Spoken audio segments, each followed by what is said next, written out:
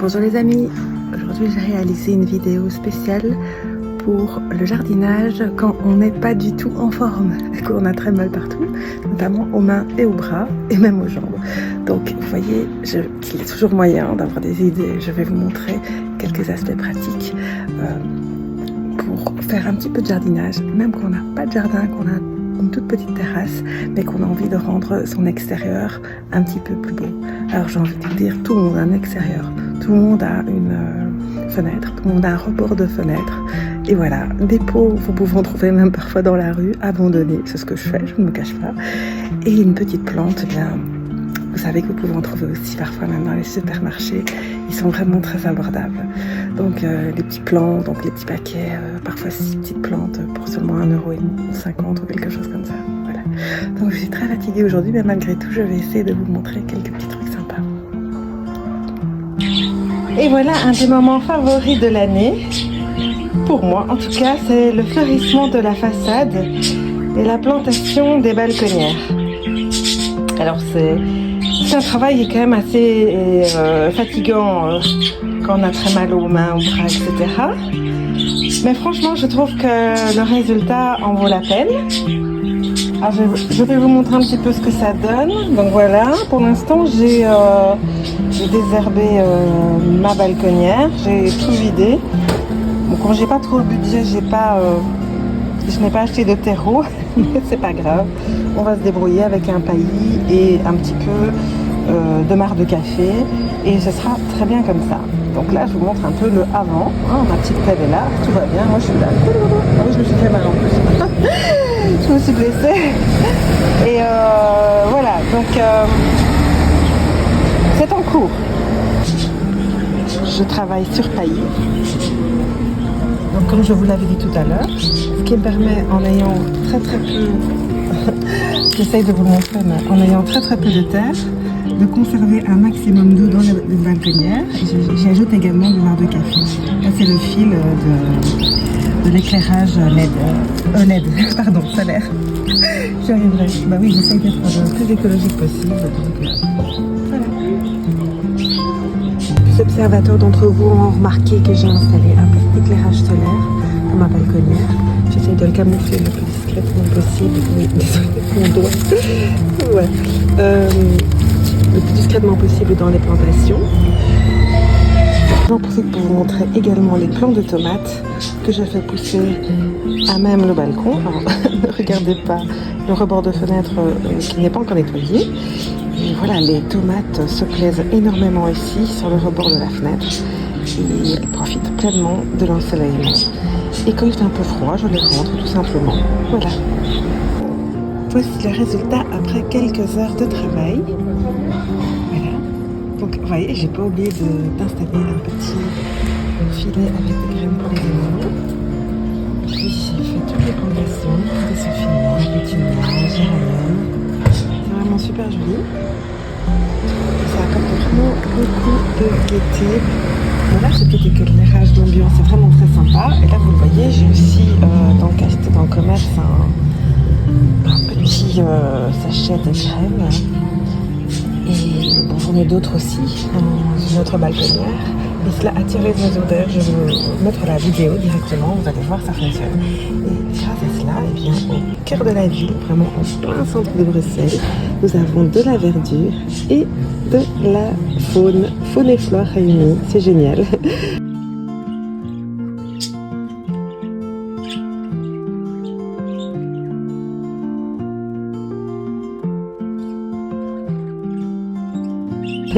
J'ai profité d'une petite accalmie dans cette rue très fréquentée pour pouvoir faire cette vidéo et je suis remerciée et accueillie par un beau rayon de soleil. Donc gratitude, merci beaucoup.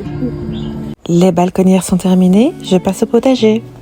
Voilà, un de mes moments favoris quand je suis au potager, c'est celui où je peux jouer à la dinette. Alors je vais vous montrer. Avec mes petits outils de jardin, le mini-outils qui me servent à rempoter mes tout petits pots qui sont sur la terrasse. C'est facile en plus parce qu'ils sont faciles à tenir en main. Oui, ah oui, je l'avais déjà dit, je me suis coupée. Voilà, donc je vais vous montrer ça. Donc voilà la dinette. Ça, ce sont des tagettes que j'ai plantées moi-même. Enfin, je les ai semées moi-même. voilà. Je vais les rempoter dans quelques instants. Ici, les plantes de tomates que j'ai également semées. Et les pétunias juste à côté. Et je vais en faire une belle potée fleurie. Ça va être magnifique. Là-bas, on a une lavande qui tire un peu la tête. Ouais. Elle est dans un pot un peu trop petit, je pense. Et je devrais la rempoter aussi. Elle n'a pas assez d'eau. Voilà. Toujours quelque chose à faire au jardin. Là, c'est une dédicace spéciale pour ma fille. La poire à melon. La poire à melon qui ne supporte pas la présence des tomates. Ben voilà, ma chérie, la poire à melon. Je ne sais pas du tout où je vais la planter parce qu'il y a des tomates partout. Je t'aime, ma fille. Alors, je vais vous donner un petit truc. Bon, c'est pas très recommandé dans la science du jardinage, n'est-ce pas? Mais ça fonctionne très bien. Donc moi, j'ai une terrasse qui est complètement autonome, donc j'essaye d'arroser le moins possible et j'utilise l'eau de pluie. Pour cela, ça veut dire que je dois faire une irrigation, enfin créer une irrigation à partir de la pluie et de réservoirs, mais aussi créer des réservoirs individuels naturels.